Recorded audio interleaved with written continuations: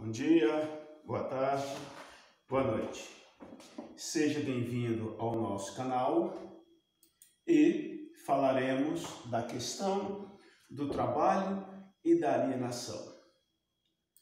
Vamos observar principalmente por uma questão epistemológica o que seria alienação. Tá? Então ela vem do latim, que significa de fora. Ou, no caso aqui, alienos. Então, quem está alienado está alheio, está fora, ele pertence a outro.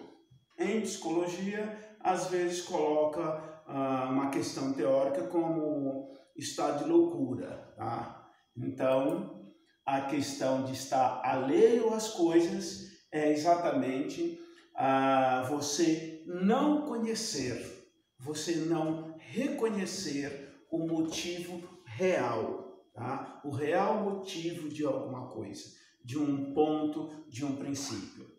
Assim, o que volga aqui é que a pessoa não sabe, de um modo geral, o que faz. Mas aqui não é no sentido geral do que faz, do que pensa, também no sentido geral do que faz, como produção, como produto. Ela não saber o motivo do que faz, ela não conhecer o motivo da produção, a ideia do lucro ou da mais-valia, tá? Como chega nessa concepção, nessa condição. Ou seja, você produz, tá? Mas não sabe objetivamente a questão da sua totalidade.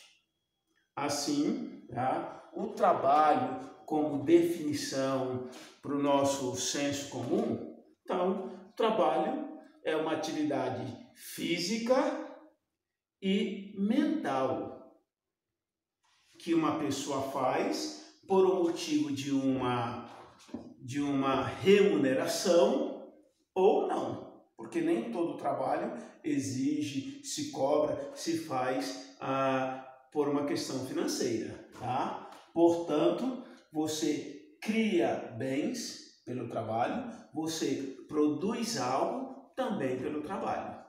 Mas, tá? Segundo Marx, tá? Então, Karl Marx, que nasceu em 1818, ele diz que a alienação é a pessoa, como diz, está fora de si, ela perdesse. Então, ela não tem condição, como diz, de viver no eixo, nessa condição, se ela está fora de si. Tá? Ela não conhece, ela não sabe da sua produção, do seu conceito de existência. Assim, tá? Para ele, o trabalhador assalariado, tá? Então é esse trabalhador assalariado que ele está fazendo referência. Por quê? Porque esse trabalhador assalariado, esse sujeito faz uma barganha, tá? Que é, para o Marx, uma coisa desigual, porque a maior vantagem está na mão do empregador, está na mão do empresário. Assim sendo, tá? Perante esse empregador, há uma coisa injusta, há uma coisa desigual, há uma coisa que não produz esse equilíbrio. Então, Marx tem essa concepção de alienação com relação ao trabalho.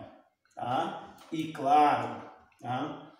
A alienação do trabalho, tá? Ela é estranha ao trabalhador. Por que estranha? Porque ele não sabe, ele não vai atrás, ele trabalha 10, 20, 30 anos sem esse estado de consciência, sem esse estado de firmeza, sem essa concepção de que ele é importante, sem esse olhar de que as coisas não funcionam só porque ele produz.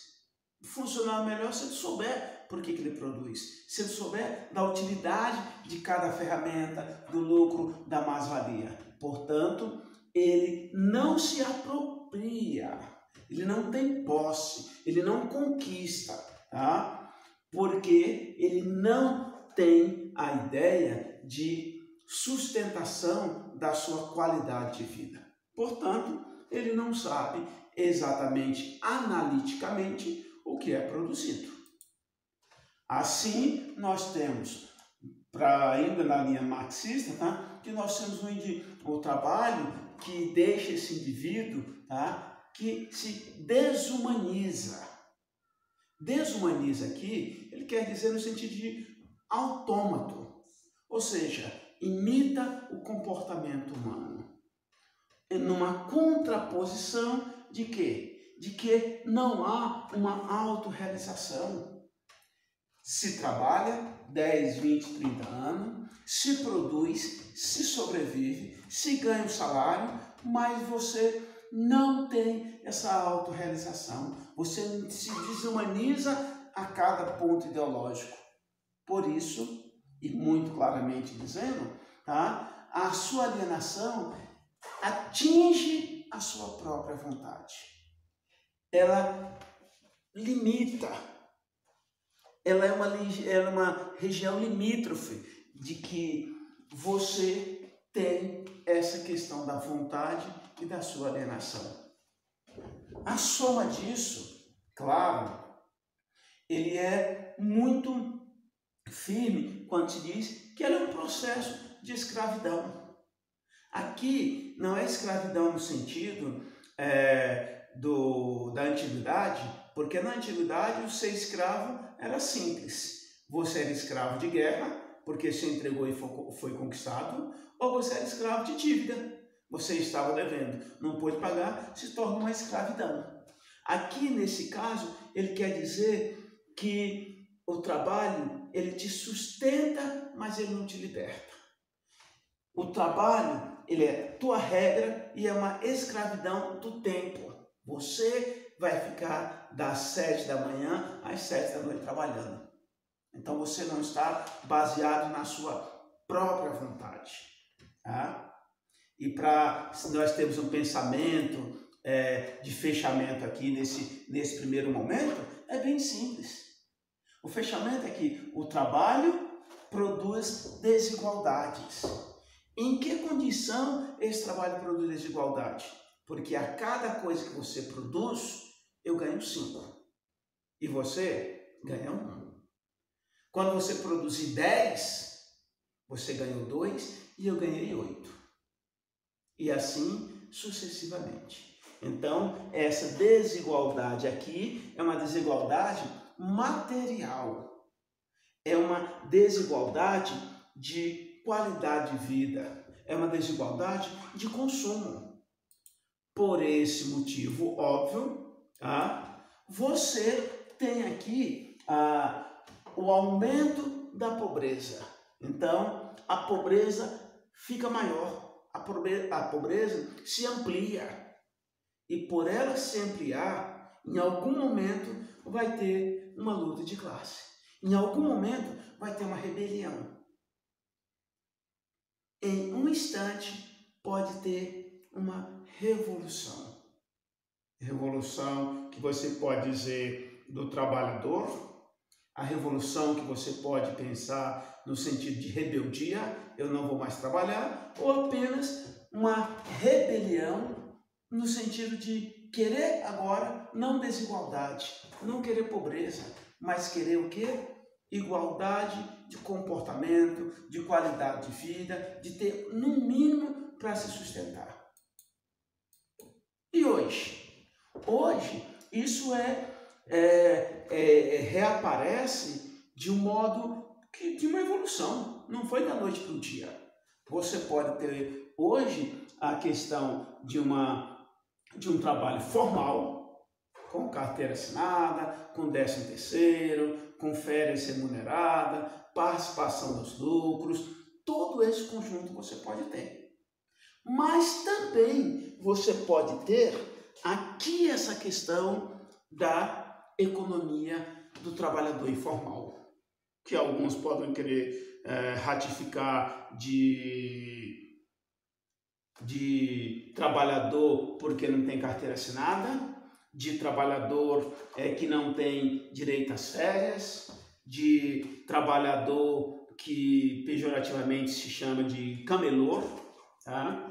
Ou trabalhador que não tem o seu direito, seus impostos recolhidos e por isso não vai ter os benefícios do fundo de garantia ou qualquer outro que são oferecidos em condições do trabalho formal. Assim, são os dois tipos de trabalho.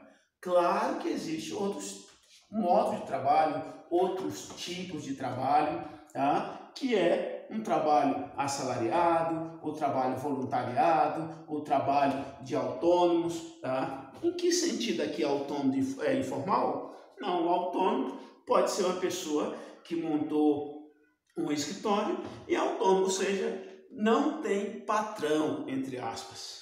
Autônomo porque montou um consultório para ele próprio, tudo bem? Então, esse trabalho, ele funciona sobre essa condição de boa vontade.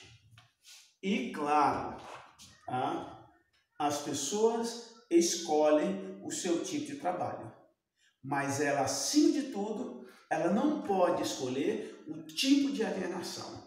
Não se permitir alienar-se, enganar-se, estar fora do contexto social, ok? Por esse motivo, tenham sempre boa competência, tenham sempre boa vontade. Tchau, tchau.